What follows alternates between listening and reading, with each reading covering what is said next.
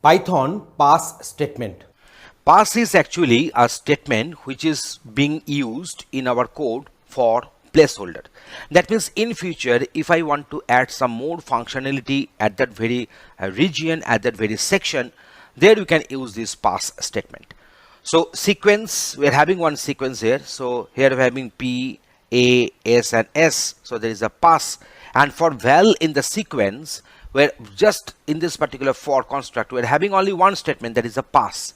And pass is not having any, will not produce any required output on the screen.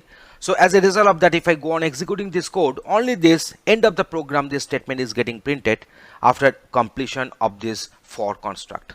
So here you can find that pass has got no any effect, will not produce any effect in the outcome. So this statement is only to be used as a placeholder, so that in future, if I want to add some more functionality in this for construct, I can replace pass, I can put those required statements there. So that is the use of pass in our Python coding. Thanks for watching this video.